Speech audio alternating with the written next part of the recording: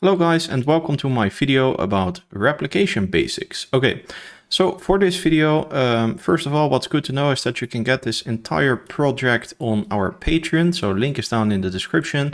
And yeah, for this video I made this little custom map here in which I will be going over some replication basics and just overall the concept of replication and what that term even means. So I've made a couple of scenarios here and a couple of cool little basically actors to showcase replication so that you guys have a good understanding of how this works. So let's start one player, and I will start with the first thing, which is that term replication. So what actually is replication? Well, for the non-English speakers, let's first look at what the actual word replication means. So to replicate something basically means to copy or to have a duplicate of something. So imagine a nice painting, right? Like this painting over here. It has a nice view and everything.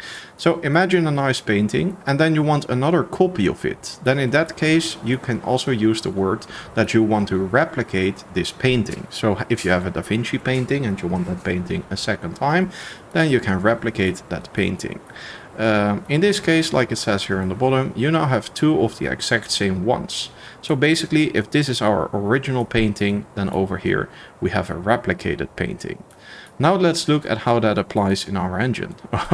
Okay, yeah, so I made these pills and these are basically replicated, so they have movement and expressions, but these two guys keep they keep escaping their box basically. But yeah, so let's look at replication. So I got this example over here of how we actually apply replication now that we understand what that term is. So let me read it like this. Now that we understand the term replication, let's take a look at how this applies to Unreal Engine multiplayer situations. In Unreal Engine multiplayer, every connected computer/player has its own instance of a game. So what I mean by that is basically when you start the .exe file of your game, then imagine that this over here represents your computer. So you have your own personal computer, your PC, and over there you click on the .exe file and then your game is running. Now what you can also call that, instead of saying your game is running, is that you can call it an instance. So that's what I wrote down here on the bottom, an instance. And every game that runs has its own instance. And that's also how single player games work basically. But in multiplayer, that's the same stuff. So you will now have an instance running on player 1. You have an instance running on player 2's computer. And then you also have an instance running on player 3's computer. Now, in order to apply replication in this case, you want to have the instance of the server, which can be player 1 or a dedicated server, for instance. You want this instance, just like those two paintings over there, to be replicated to all of the connected clients. So over here, I built this little switch, and as it says here on the ground right now, replication is off. And you can also see these guys are moving in the three boxes in all different types of directions. So they're not in sync right now. So basically, to illustrate how replication then works, if I am to turn this box on, then you see that after a certain amount of time, it probably takes like 6 seconds for them to move into their locations. Then right now we see that all of these little tic-tac guys over here are actually in sync. So whatever is going on here on instance 1, PC 1, which can be the host of the session, the host of the match, is now also happening here on PC 2 and also here on PC 3. And that's where that term replication really comes into play. So here yet again, you see that they are now in sync, and it also says it here on the floor. Okay, so now that we understand what replication is and how that works, let's look at how this actually applies in Unreal Engine. So basically, like we wrote over here, the server. Here we have the server of the game. Server is running its own game instance of the game. The server can either be dedicated or a player hosting a server. So what you typically see is that bigger games, there is just one computer somewhere in a data center or something like that from Amazon that is basically dedicated to serving your data. That's also why it's called a server. And those you call a dedicated server. You can rent those online and you can run your game file on them. And then what you also have is that instead of just having like a dedicated server, you can have actual players hosting your game. And that's what you call a listen server. So basically there is one host, and then you have clients joining that host, and then the clients are listening, and that's where the term listen server comes from. The clients are listening to the server, which serves them all of the data. Okay, so then what do the clients mean in this picture? Well, basically, now that we know that the server basically sends his state, so to keep everybody in sync to all the connected clients, then what do the clients do? Because obviously, if you walk around with your little tic tac, if you are that tic tac over there and walk around, then you want that to be sent to the server so that the server can then send it back to all the clients and keep everybody in sync. So that's what the clients do. Clients receive updates from the server, as it says here, about the server state. This way, the clients can update their own instances to be in sync with the server state server instance. It is also the client's job to send their data to the server so that the server can broadcast that information back to all connected clients and thus keep everybody in sync. So that's the task of the clients, and essentially the server is a client as well, if the server is actually a player hosting a session and not a dedicated server. Because you as a server are also having input and sending that to all the clients, and the client is also having input, sending that to the server and having the server send it to all the clients. And then we can turn off the replication here. And each instance, each computer here is now doing their own logic again, and you will see that they are now out of sync. All right, I hope that is a good example and a good understanding of how this works. So then let's look at what I wrote over here. So basically over here, I said, how does Unreal Engine handle replication? Because now that we understand that concept, how do we actually apply all of that stuff? Well, I wrote that here in 3 little steps. Basically, the first thing that we have to do in Unreal Engine is that once you go into a class, you have to turn on a variable called replicates. And once you turn on that variable called replicates, at that point, if we go back over here to this example, at that point, the server will then basically have control over these other clients. Now, that does not instantly mean that everything that happens on the server automatically happens here on the clients. No, if you turn that replicates variable on, the server now basically has the ability to override the clients, and that you can also call correct the clients. But as we saw before, it is also the client's task to send their information to the server, because otherwise the server can simply not know what the clients are doing. And if the server does not know what the clients are doing and doesn't get any signals from the clients, then it can also not broadcast their data and make sure that everybody is in sync. So if we turn on that set replicates to true, then now we basically enabled the possibility for multiplayer, but then we still have to program multiplayer. Okay, then let's get back to our example over here. Okay, so that's how we turn on replication. Well, then let's look at the second thing. So like I just explained, now we actually have to use stuff to make the multiplayer happen, because now we just enabled it, and I will show you where you can find this replicates in a second. But now we actually have to make sure that we make the game replicate and that the clients can also share their data with the server and vice versa. So for that, we have variables. This is just general in programming. You have variables, and variables contain values. So in Unreal Engine, there's 2 types of variables. Well, actually 3. There is a non-replicated variable. That just means that it just exists on your instance of your game and it's not replicated. So it's just happening on your computer and your computer only. Then we have a version called replicated variables. It's the one that you see here in blue. Basically what that means is that that variable now exists on your server instance and on your client instance, but the server now has control over that client-side variable. So what that means is that most of you have probably heard of a term called ping or latency. So based on your ping, the server sends the clients all types of updates. And behind the scenes, this is all handled by Unreal Engine already for us. So we don't have to worry about that. But once a variable is set to replicated, then the server-side version of that variable will basically correct the client-side version, depending on what your latency as a client is, or your ping. So now that it is set to replicate, then the server will try to do its best to send as much updates to you, the client, as possible. And then there is another version of a replicated variable, and that is what our engine calls a RepNotify variable. And as the name suggests, it notifies you of something with a replication. So basically, when replication occurs, it will notify you. And in reality, that RepNotify, how it works is that imagine that you have a variable. And let me actually go ahead and show you this right now. So let's open up this blueprint over here. Okay, so let's create a new variable so that I can showcase what this RepNotify does. So I will call it just variable.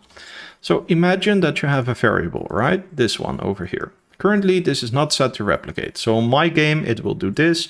On this person's game, it will do this. And on the third person's game, it will do whatever. It can have different values for all these clients. Now, if I set this guy to replicate over here, so in the details panel, when you select the variable, set it to replicate. Now we see these two little balls on top appear. And what that means is that basically those balls indicate the server state and the client state being in sync. That's why they are also overlapped. So if we take a look here at our character, I remade this basically. So here you have the server state and the client state overlapping each other, which basically means that they are syncing with each other. And the reason why it is tilted, so why one ball is on top and the other on the bottom, is because the server sends the information down to the client. That's how replicated variables work. So once you turn a variable here to replicate it, you will basically get those two balls here. And now we have our server side variable. So here we have the variable on the server. And then over here, we have that same variable on the client. And that server one will keep correcting that client one every little update that occurs in multiplayer. And updates happen very quickly. There's super low latency nowadays. But if you're playing with somebody from Japan and you're situated in Germany, for instance, then there might be a little bit more latency going on here. All right, so that's how you do replicated variable, but then let's talk about that last one, that RepNotify variable. So once you turn this on, you see that in the variable, nothing changed. But here on the left, we just got a new function. And that function is automatically created for us once we switched this replicated to RepNotify.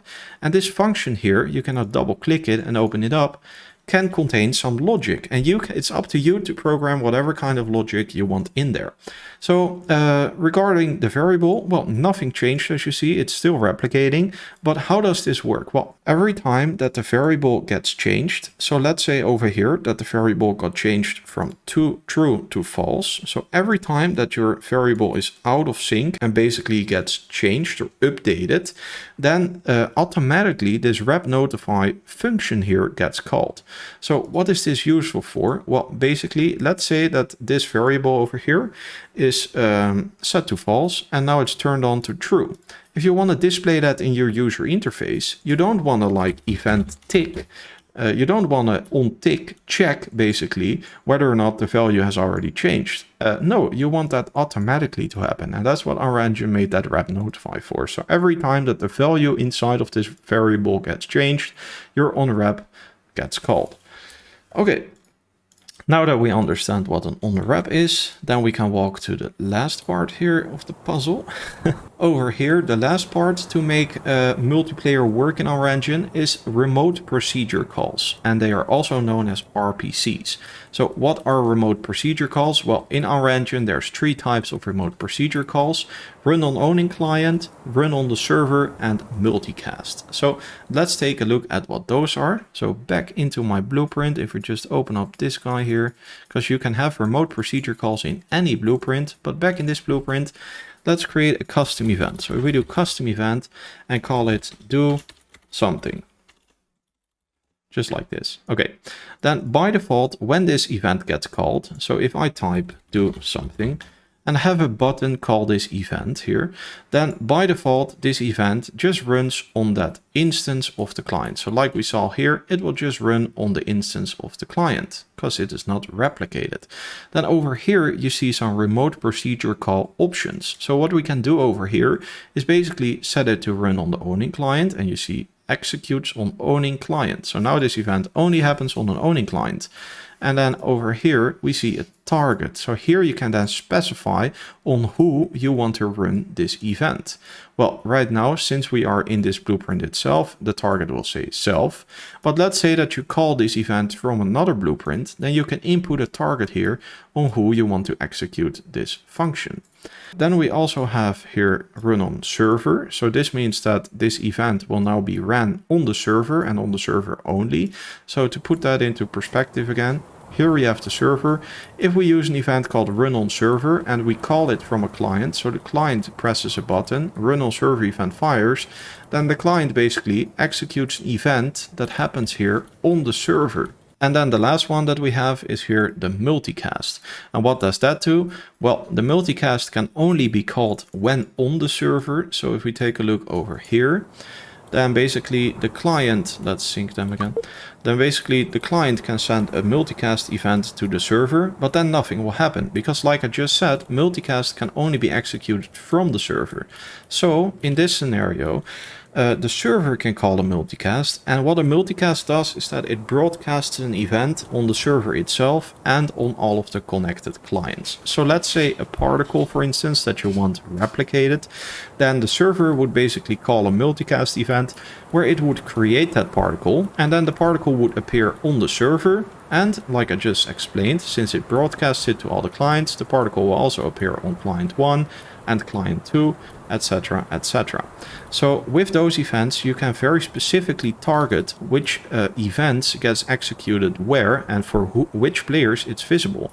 So back to that owning client one, that one is intended to be used on the server. So let's say that the server wants to send a certain event to one specific client. Let's say that it wants to update client number one's UI, but specifically client number one. Now what the server can do is that it can find client number one in its server array of all the connected clients and run an owning client event on specifically that one client. So that's for you to understand what RPCs are useful for and how you can actually apply those. Now, in my future videos from this series, I will go into each one of these specifically. So I will go specifically into owning client events and examples for them, specifically into server events and examples for them, and specifically into multicast events and create great examples for them so that you guys have a good understanding of how this works. Okay, now that we understand all of these basics, then let's look at an example that I have over here. So this is a replicated actor example. Well, as we see, it has those two balls above its head, and those are basically the symbol of replication in our engine. So right now, one is white, the other one is red. That means that this one is currently, this actor here is currently not set to replicate. So it will only show on the server. So let's actually create two players over here. So if I go into our engine here to the top, select number of players 2, net mode listen server, which means one player is the server, the host, and the other one is the client listening to the host. So if we do this and start, then let's put a window on the left and a window on the right. Now, first of all, on top here, we're going to see client 1. So this is the client, and here on the right, we are seeing server. Okay, so now we have this guy over here, and this guy is basically this instance here. And now we have this guy over here, which is this white PC over here. Well, then let's take a look at the guy that I have here as an example of what replication is. So let's walk to him. Okay, what do we see here? Well, since the server state is not replicating to this client guy, we see that this guy, which all he does, all the logic that he has is that he just rotates randomly. So we see that on the server, he's now looking to the right over there. And on the client, we see that he's now just looking straight forward. And that's basically all he's doing. And whatever that server is doing, that client guy is really not up to date of what is happening here. So let's look at that character. And then, like what we saw over here, the turn on replicates, let's try that and see what happens. So inside of this blueprint, just to quickly talk about the logic here, all it does is that it just starts to move basically on begin play, and then it will start random movement here, which is has replicated variables. So this data inside of here is set to replicate. So basically the actor here starts to move, but only on switch has authority, which means authority is the server, remote is the client. Also, this type of stuff I will go over in more detail in upcoming videos.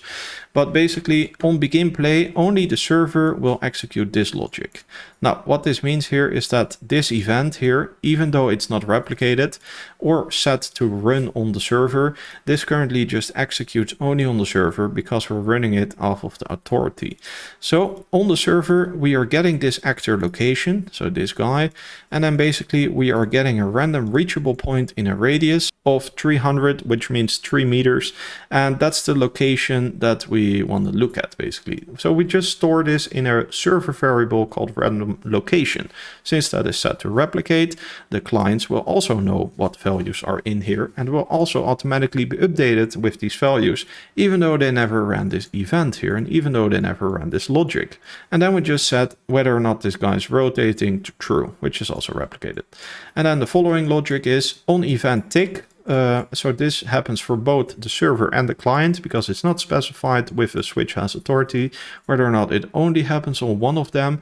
So basically this happens on server and client. When rotating is set to true, and we get that by replication, then the actor starts to rotate into a certain direction. And then after rotating, basically we wait a couple of seconds and we rotate again. So that's literally all this code does. So as we saw, right now it was not in sync. If I then go to my class defaults, I get this replicates variable here and set it to true.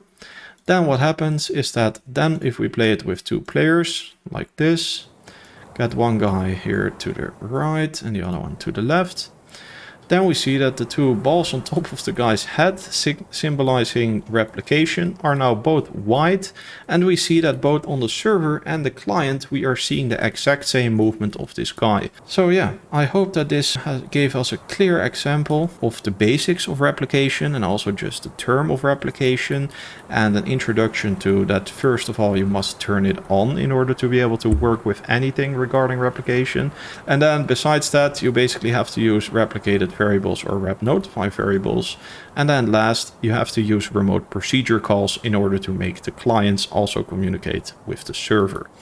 Okay guys, if you're interested in this project and taking a look behind the scenes of how I realized this, then it's available on our Patreon.